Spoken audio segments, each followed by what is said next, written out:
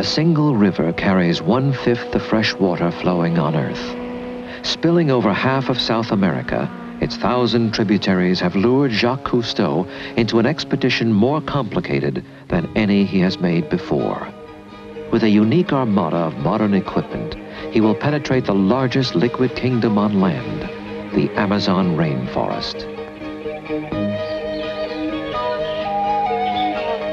The river has enticed others into her domain, conquistadores and castaways, tempted by tales of El Dorado.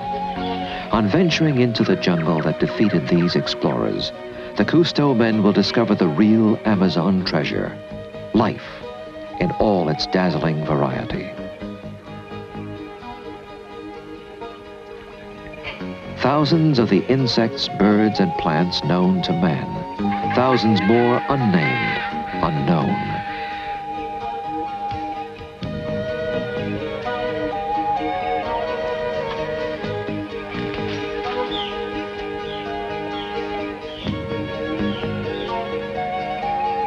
The Amazon needs no legends.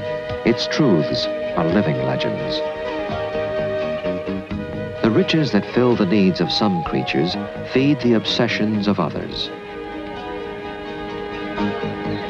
Swarms of humans scour the land for gold.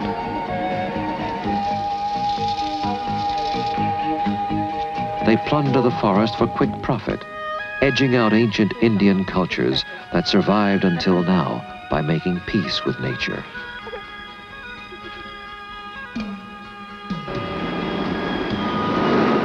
Yet for this moment, beside and within this river, life proliferates.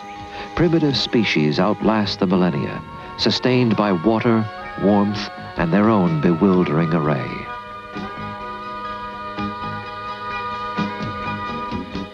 Every creature depends on, and in turn supports another. Threads in a living fabric interwoven in ways too intricate for humans to understand. The Cousteau team will follow the Amazon, not to any jungled heart of darkness, but toward this secret of existence, the link between water, land, and life.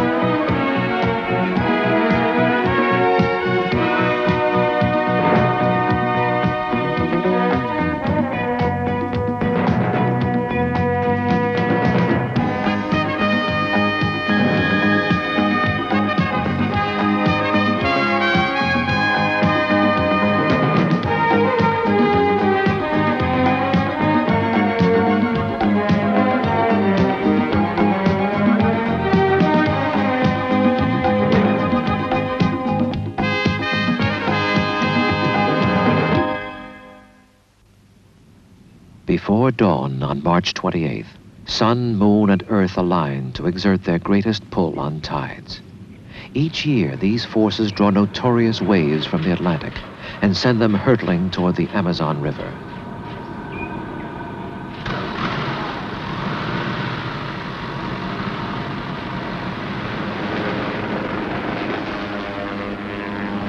Departing from his ship Calypso, anchored 15 miles from the South American coast, Jacques Cousteau plans to film the birth at sea of the phenomenon Brazilians call pororoca, the big roar.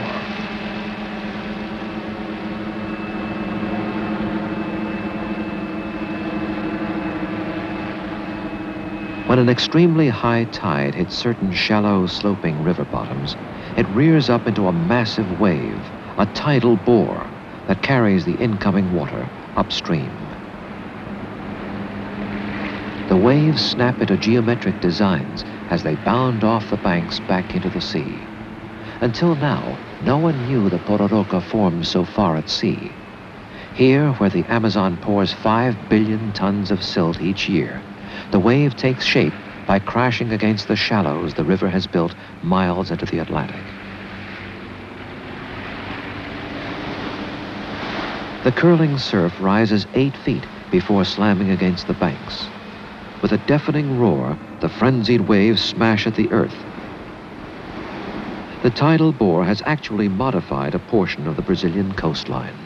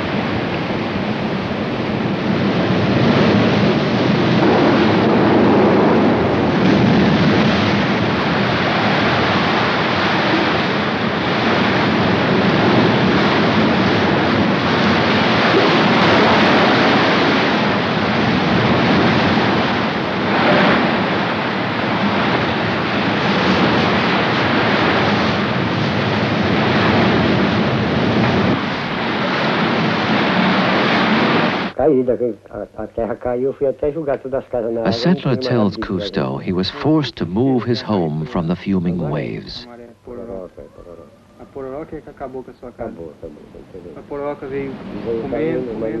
The pororoca, he says, devoured his land like a beast.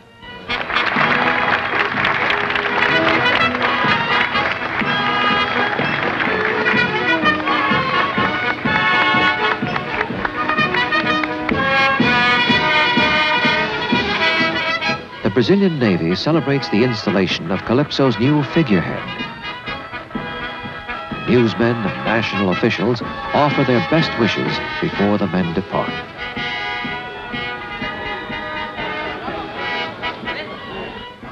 They will leave Belém, the modern port of the Amazon's mouth, and head for the unexpected in the primitive jungle upstream.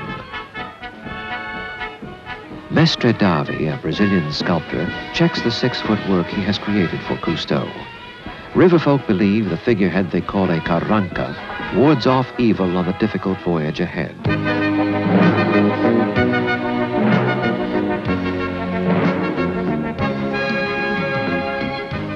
Before the team stretches an overwhelming world, an awesome task of exploration.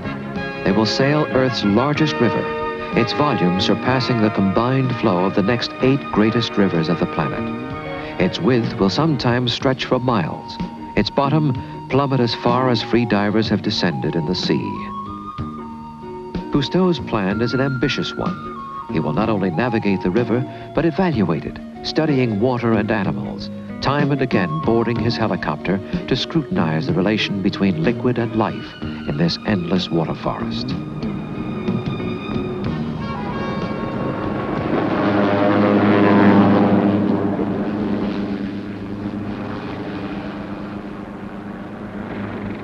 A newborn river, the Amazon is strong and clean and still undamaged.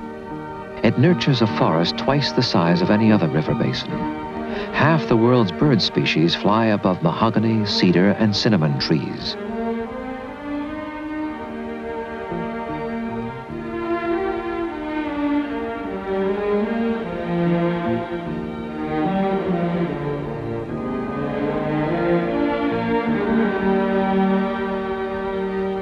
A 1,000 tributaries interlace the jungle. 10 are themselves larger than the Mississippi. The Tapajos, where azure waters bloom with microscopic plants. The Rio Negro, whose powerful currents carve ripples in the coarse sands of the bottom. The shifting dunes are clearly visible in the depths through water cola-colored by decomposing forest matter.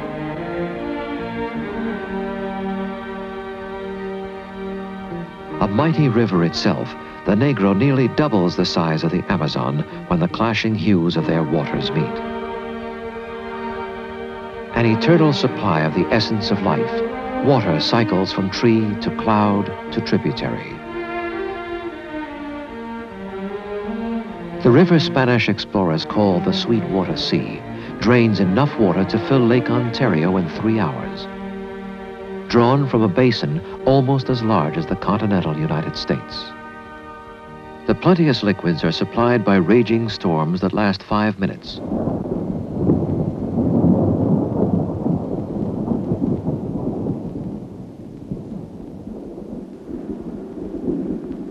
Rain pours 130 days each year.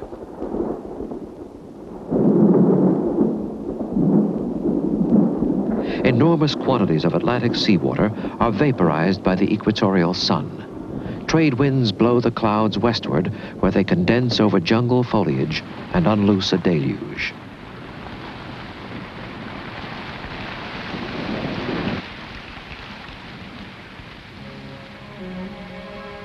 On average, 80 inches of rain saturate the basin each year. The same water falls repeatedly. The heat of yesterday evaporated the rains for today, which will rise to fall again tomorrow.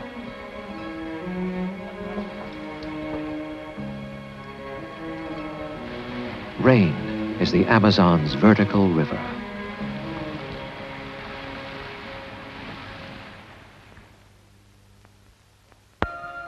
Calypso reaches Manaus, crossroads of highways into the interior.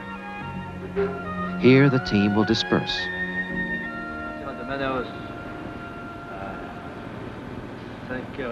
Cousteau discusses an itinerary with Raymond Cole, who will lead one expedition 6,000 miles through the jungle.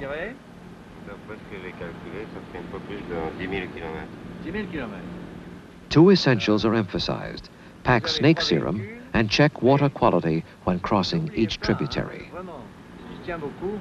Chaque fois que vous avez une rivière, que vous traversez une rivière, regardez si l'eau est claire. Où est le premier bac après le bac de Manaus? The next morning, Cousteau and Cole note the rivers that must be traversed by ferry. Besides its six-wheel drive truck, the team takes an experimental amphibious vehicle propelled by hydrojets in water. Bonne chance, à bientôt. Even as he says goodbye, Cousteau anticipates exciting results for the three-part plan he has conceived. Cole's land team will first head south toward the Madeira River, being dredged for gold.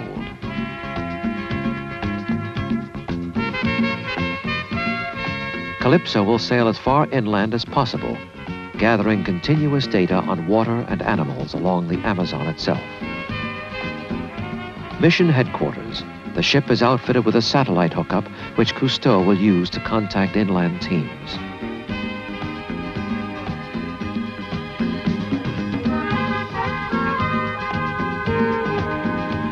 A third expedition will start from the Amazon's source in the Andes.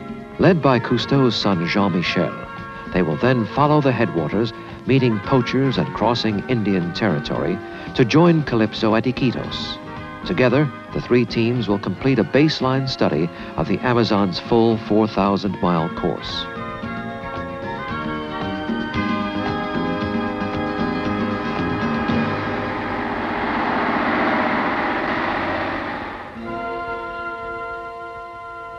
The quest for the source begins in the Peruvian Andes.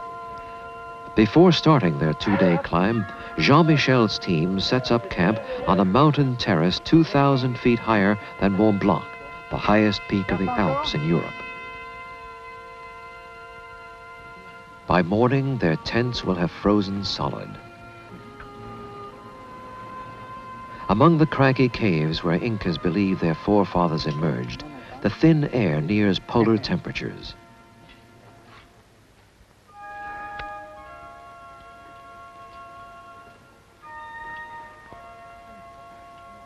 The team is unaccustomed to the bitter cold and high altitudes, yet the morale of the men is high.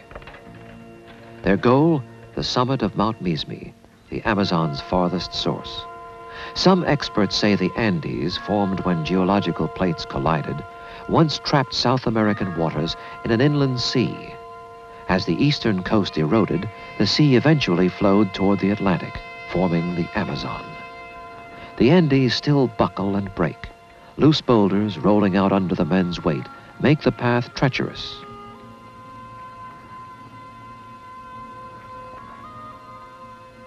Jean-Michel, given his traditional hat by a Peruvian llama herder, knows the ascent will be excruciating for men who are sailors, not mountaineers.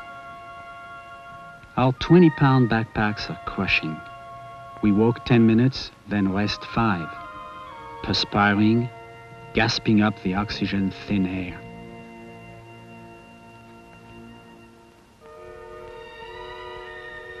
After camping at the snowline, the team begins its second day in altitudes more than a mile above those considered hazardous to human health.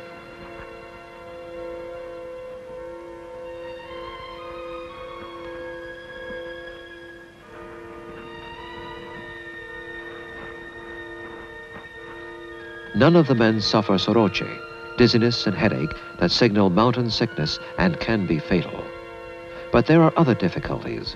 Melting ice, brutal differences between freezing shadow and broiling sun. Our faces, even our nostrils, burn dry in the arid cold. Breathing rapidly, we exhale tremendous amounts of water vapor. There is nothing to drink. We chew ice. The men have slept little. Their food is too frozen to eat, but no one wants to quit.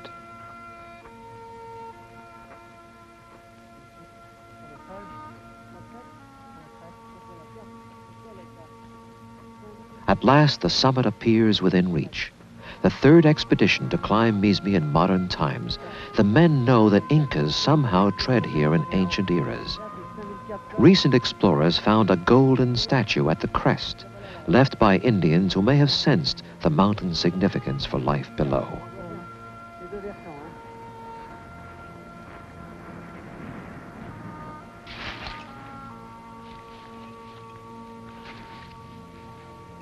The men strap on spikes. Steps quicken and spirits soar. Perhaps it is the altitude or fatigue, but as we near the summit, I'm overwhelmed by nature's grandiose plan. High on the continental divide, trade winds, rain clouds, even the Earth's crust have come together through geological time to create the greatest river in the world. The men wave the Cousteau banner and their own flags, then make one last symbolic gesture. The snow we throw to the west will melt into the nearby Pacific. The snow tossed east will flow across the continent. A few icy drops that eventually will feed a torrid jungle river, seething with life.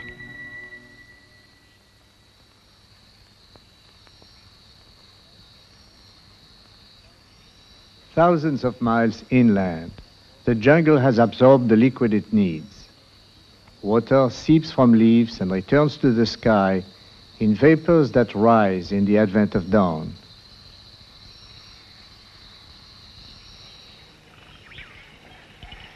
By June, the rains have ended and the Amazon has overflowed. Its silver stain spreads over the vast jungle, immersing trees in deep water.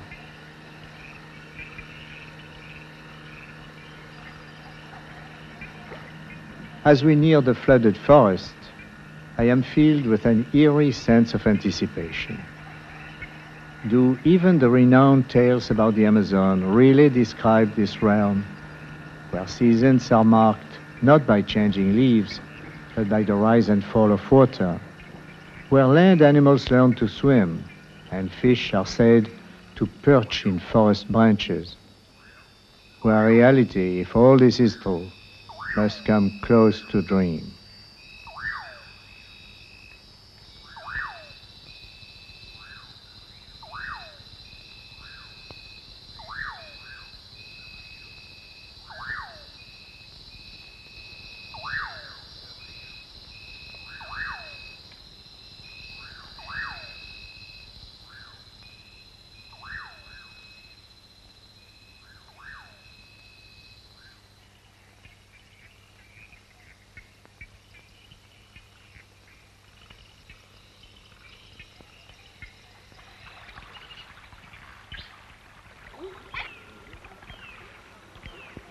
Time has turned back. I feel curiously out of place, riding in a Zodiac, wearing a wristwatch inside this prehistoric world. The Amazon forest is geologically a new creation. Peace, warmth, and water have conceived a domain more rich than the sea, more intricate and fragile. Once our entire globe was as abundant with life as this one virgin expanse.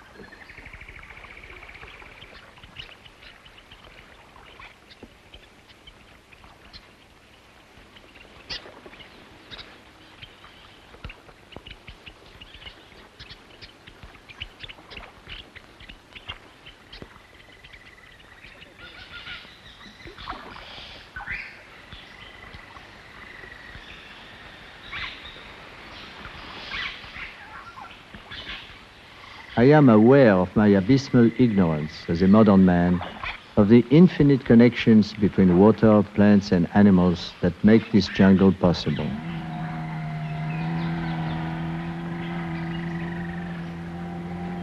The forest and river reflect each other's needs precisely, each giving of its own fertility to support life above and below the flood.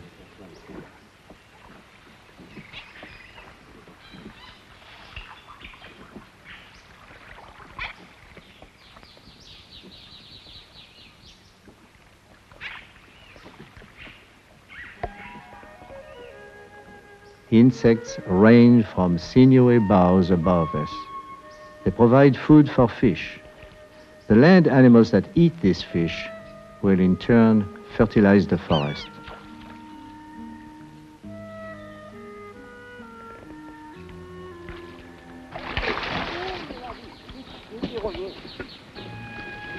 A pink dolphin surfaces to breathe, wagging its unicorn snout.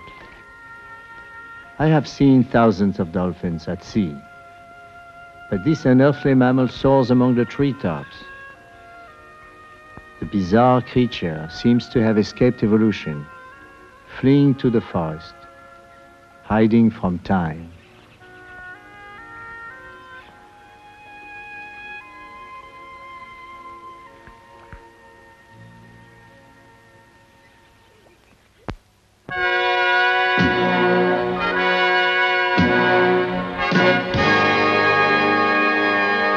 Messenger of Peruvian gods, the condor soars above peaks 2 miles high. Rio Apurimac, the Amazon's headwaters, tumbles from these heights, cutting a canyon with rapids so turbulent, no one has emerged from it alive. These waters, clawing at the Andes, give the Amazon its mineral riches. Tu vois, de ces glaciers, là, ça descend jusque dans l'Apurimac. Jean-Michel and his expedition leader, Dominique Soubian, planned to follow the Apurimac from its meltwaters. They planned to travel as far as the canyon. Ahead lie rapids internationally rated as dangerous. So what do you think? Well, we could probably come through here.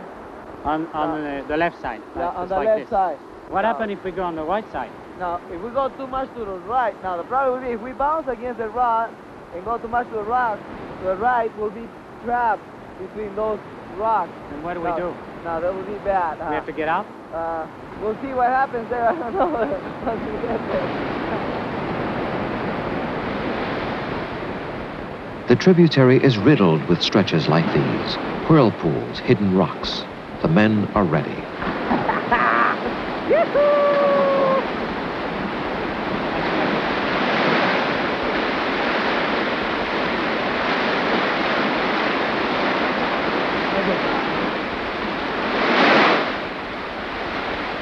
The first spine-jarring bumps throw Dominique out. Dominique!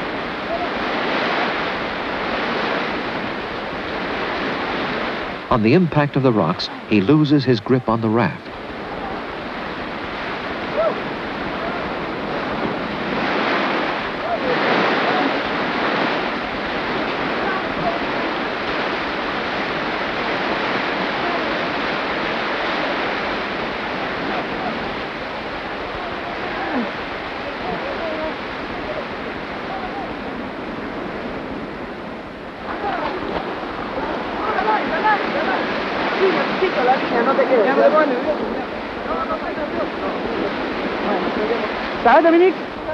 Dominique is safe.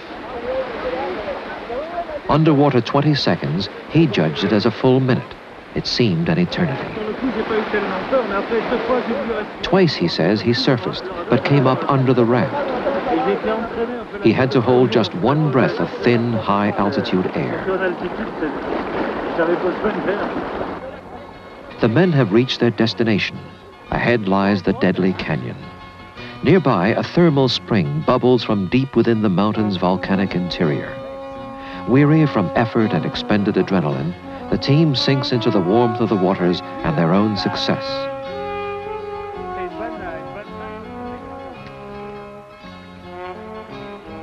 Meanwhile, the Apurimac rages on, tearing more minerals from the canyon and delivering them on the other side into the Amazon.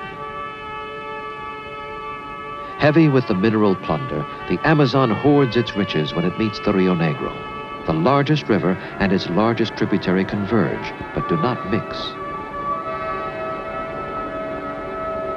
In the Amazon, there are two different Cousteau types. confers with scientist Phil The Dustin. Amazon is the color of creamed coffee. But as we came up here, we were going through patches of brown water and then black water and brown water and black water. So the river does not mix evenly until down at this point here, some 60 miles down. These are two vast inland seas coming together and mixing in tremendous volumes of water. The turbid Amazon brims with nutrients, but is bereft of sun, thus low in plankton for fish to eat. The Rio Negro is more transparent, but nutrient-poor and highly acidic from decaying foliage. Cousteau sends divers to study the cloudy stains. At the walls where these waters meet, acids are diluted. Sun awakens the seeds of life. Algae bloom. Fish from both rivers feast together. The junction provides a symbol of the Amazon. Nature combines elements, and life explodes.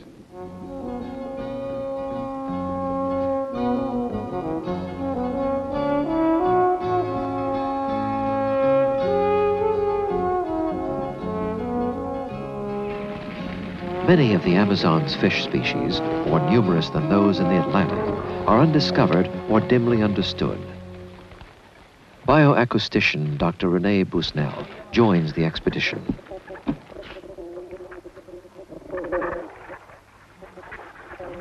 In lagoons where even a fish in hand may have no name, the unseen acoustical world is bewildering.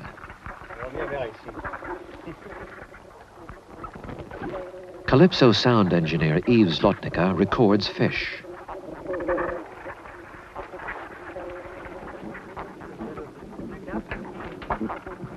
Their bassoon-like grunts seem similar both in and out of the water.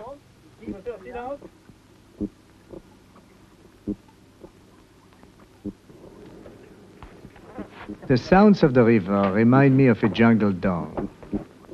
Innumerable species make innumerable noises, compensating for low visibility in murky water.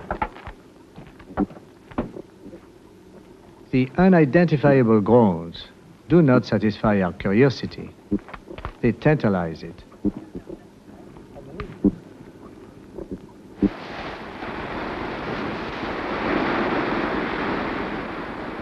The mysteries of aquatic life have no end.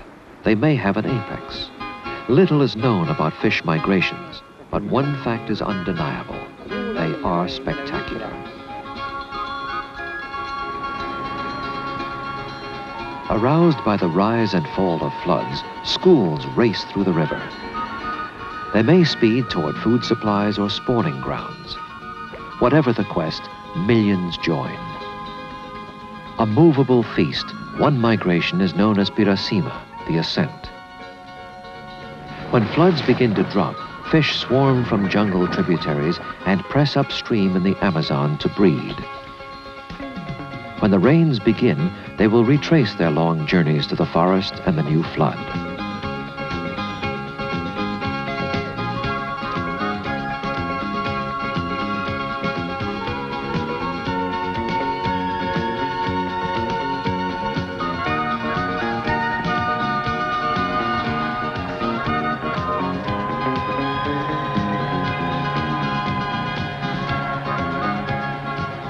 Leaping fish can be a sign that predators follow.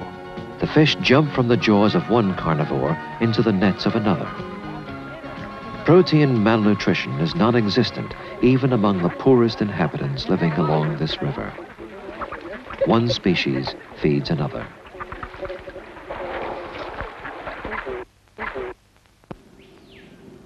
The lushness of the Amazon jungle presents a riddle. Individually, soil and water each is inadequate to support such bounty. How does apparent scarcity create abundance? Cousteau and his divers will seek the answer below the waters of the flooded forest.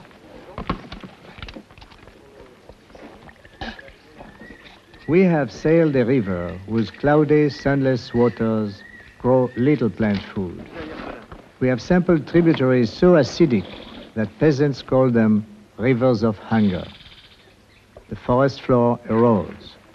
Yet around us, life thrives. The flood offers the answer to this riddle. Below its waters, all the elements of the Amazon join. The animals, fish, and foliage. Even the Andes combine to create luxuriance.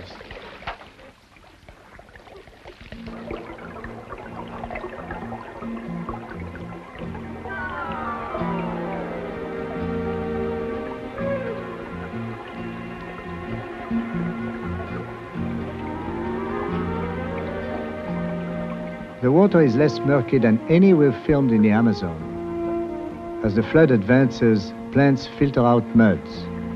Near motionless waters decant. Sediments settle. Trees flourish on minerals swept from mountains. Other plants send roots upward, drawing on humid air, an evolutionary adaptation to submersion for several months each year. The forest is amphibious.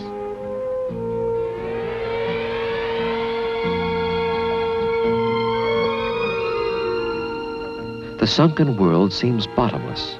Divers descend about 12 meters, 4 stories, to reach the floor. Every piece fits a living puzzle. The waters are shadowed by jungle. Photosynthesis that cannot occur below occurs above, as trees towering over the flood drop their produce.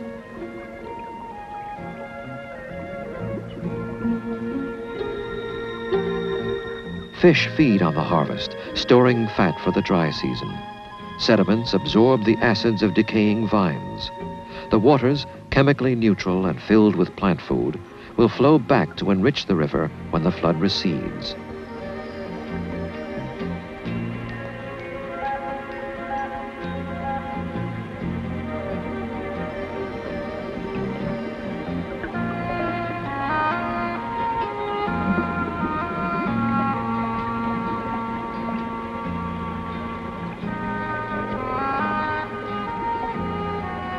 The river feeds the forest. The forest feeds the river. In abundance, fish are selective, waiting beneath trees that bear sweet, fleshy fruits. They swallow some pits whole, sowing the seeds, renewing the forest. Leaves sustain them when their favorite fruits are gone.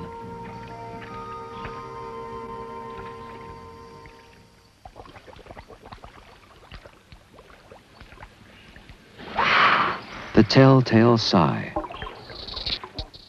A pink dolphin, never filmed underwater in the wild.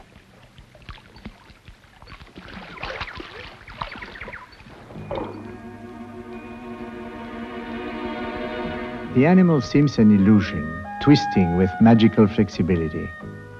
In this element, its oddity becomes rational. Gliding effortlessly among trees, the creature confirms the words of a naturalist who once pondered the unity between water and wooded earth. In Amazonia, he wrote, there exists nothing dead and nothing alive which does not attest for it.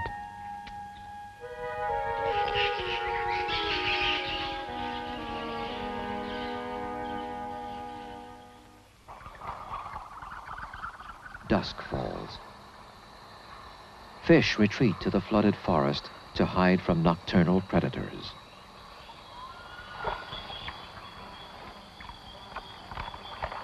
On cloudy, moonless nights, aquatic creatures are most calm. Fisherman Alberto Moreira ties a flashlight to his hat and knowingly paddles into the jungle. Skillfully aiming his trident, compensating for refraction, he skewers his prey.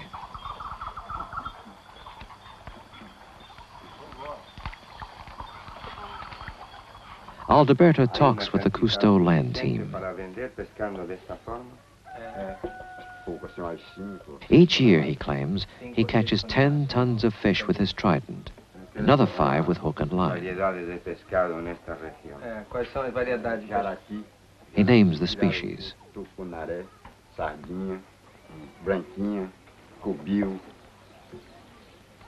Piranha é famosa. The famous piranha, 28 teeth and muscled jaw, efficient as a meat cleaver.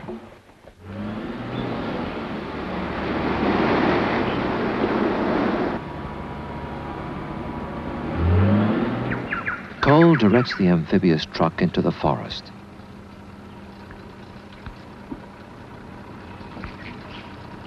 By day, the men will dive where Alberto catches piranhas by night. Nature's grand excesses in the Amazon, the largest, best, most unmatched, have given rise to towering legends, all the more intriguing in a jungle so unknown. The men hope to separate reality from fantasy in stories about the notorious carnivore fish.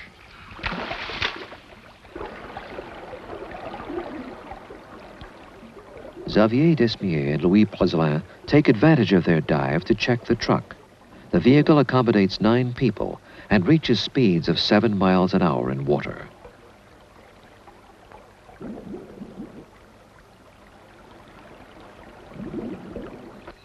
The 2 divers are ready to stalk their quarry.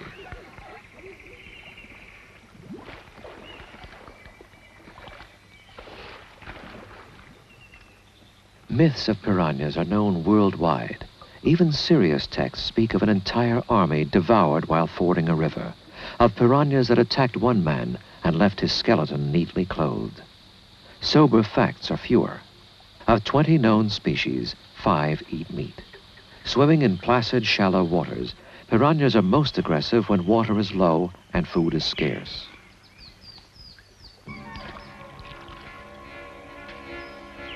The caiman also lurks along quiet riversides.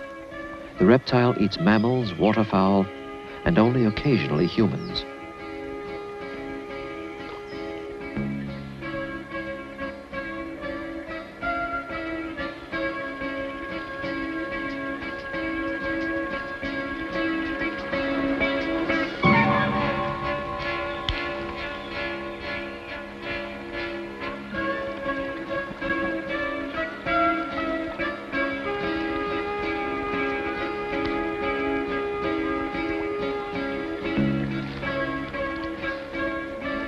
Second to the anaconda as the largest snake of the Americas, the longest boa found measured 18 feet.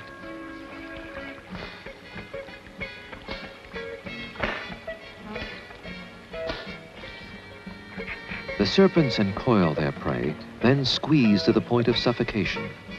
They pose dangers to humans only when they grow to unmanageable lengths, then seize an opportunity to cast their coils around a handler's arms as well as neck.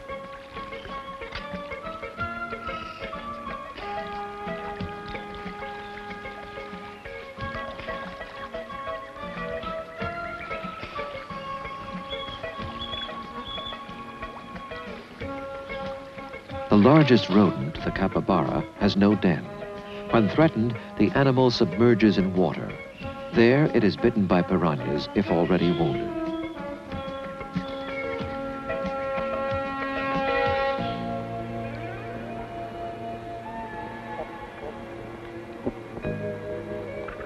Piranha, the creature early naturalists call the scourge of the Amazon. The fish has teeth so sharp that natives use its jaws as scissors. Ranchers complain they ravage livestock herds. They seize a piece of chicken in a feeding frenzy.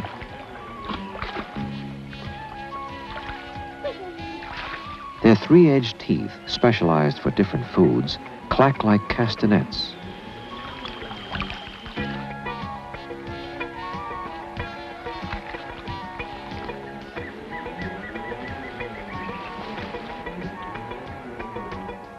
Within the swarm, jaws clamp, shearing out chunks of flesh the size of olives, piece after piece. When one of these carnivorous fish bites a bird or rodent, hundreds more piranhas arrive, and a melee is ignited as soon as the water smells of blood.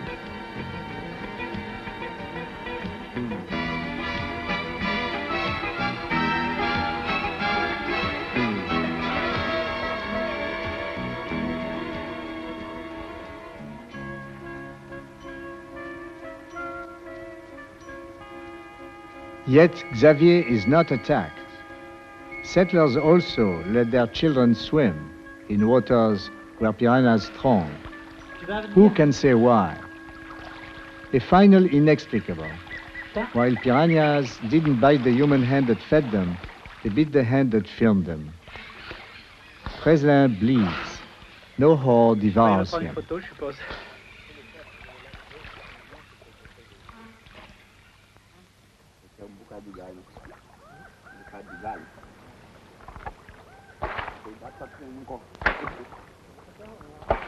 Fishing for piranhas, Alberto bats the water, not because, as myth would have it, fearless piranhas seek out havoc, but because the little fish know that splashes may mean food.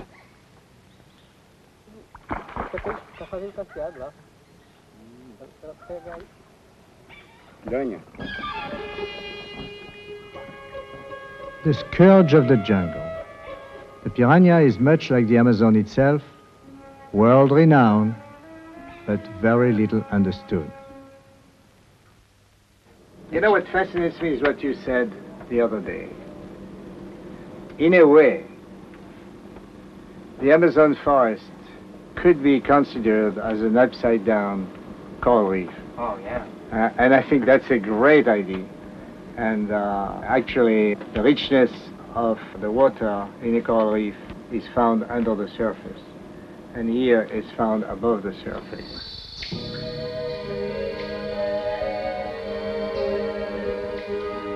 Like the coral kingdoms that grow in near sterile ocean waters, the variety of life in the Amazon, in fact, sustains itself. Exotic species multiply because of their interplay. Birds, butterflies, flowers, and trees, like the colorful creatures of sunken reefs, share their resources, claim territories, hierarchies, rivalries, amorous alliances. The coral reef and flooded forests are only different stages. Costumes change, but the same endless opera plays on.